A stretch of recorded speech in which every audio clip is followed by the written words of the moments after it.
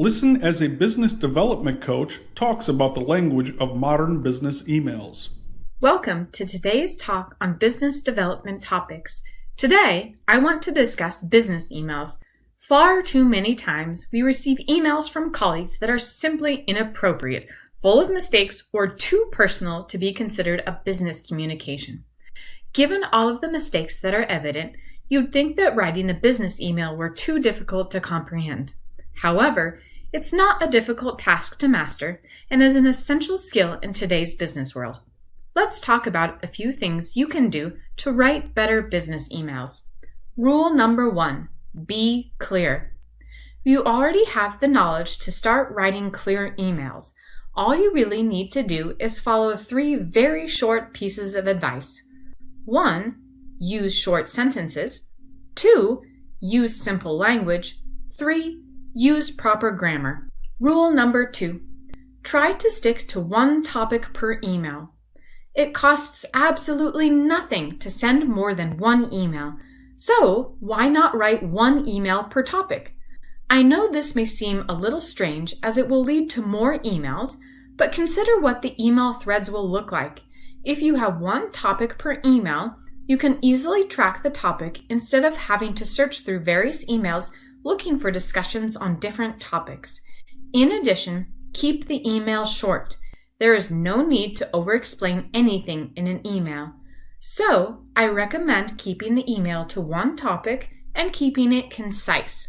Be specific about why you are writing and what you want. Rule number 3, put the topic of the email in the subject line. By putting the topic of the email in the subject line, you can easily follow up on important or ongoing topics and discussions and find emails a lot more quickly. Another thing you can add to the subject line is the level of importance, as this will help the receiver determine if they need to open it immediately or if they can wait until the end of the day when they have read through the bulk of their emails. However, be careful not to label something as urgent if it really isn't. If you always put urgent or highly important when the email really isn't, then you will soon find that your emails get put in the read later category by the reader. Some common labels of importance can be urgent, highly important, important, routine. Rule number 4, always be polite. One of the most common mistakes is the use of exclamation points in all caps. Please don't make this mistake. By using exclamation points or all caps, the reader sees this as you yelling. Would you yell at them in person? Of course not. So, don't do it in an email. In addition, you'll want to come across as calm, patient, and formal. It's just business. Always maintain professionalism and remember that the person or people you send an email to are not the only ones who may read your emails. So, use language that you would not mind seeing on the nightly news. Rule number 5, create and maintain a professional tone. Even though your emails should be clear, brief, and on topic, they should never be curt or rudely brief. In addition, follow a professional standard of organization. Business emails should follow a certain format. Let's talk about the different parts. Starting at the top of the email, you should definitely use a proper greeting. Addressing the reader by starting with hi or hey is not professional. So, stick with the good old-fashioned dear. It is the most widely accepted professional greeting. Other acceptable greetings are dear ladies and gentlemen, dear sir or madam, to whom it may concern. However, these greetings are only used when you don't know the person who will be reading the email. If you are writing to the whole team, it is also acceptable to use Dear All. You can also use the person's title, such as Dear Professor Wilcox. If you know the person quite well and are on a first-name basis with them, it is also okay to use Dear followed by their first name. Just keep in mind that even if you are on a first-name basis, you should avoid greeting them with something like, Hey Jim.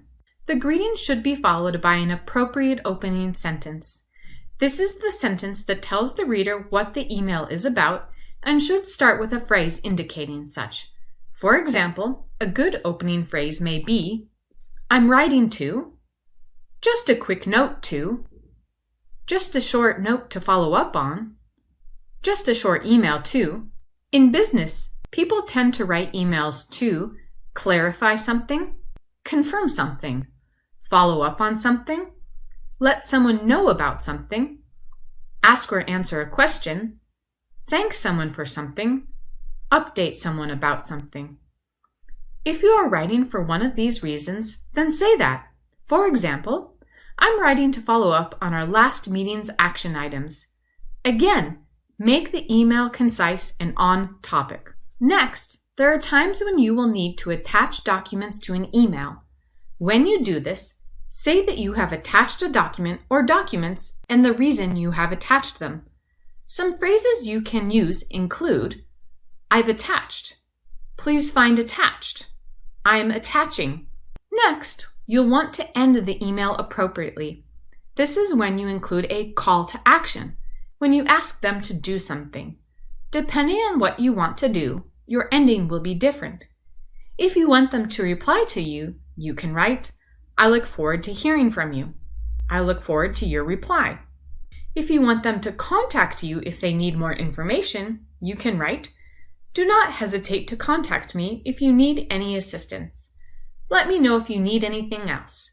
If you don't want them to do anything, you can write, thank you for your help or assistance. Have a nice day. Have a nice weekend. Finally, you need to professionally close your email. Just like your greeting, your closing will depend on how well you know the reader. Common closings include, sincerely, the most formal, kind regards, best regards, warm regards, which is the least formal. Anything else should be avoided in a business email. My final bit of advice is to always keep in mind that business emails are never private. You never know who will read the email, so keep the language professional and don't include anything that can be misunderstood in an unprofessional way. That's all the time we have on our show today. Thank you for joining me. See you again next week when we talk about another awesome topic to help develop our business skills.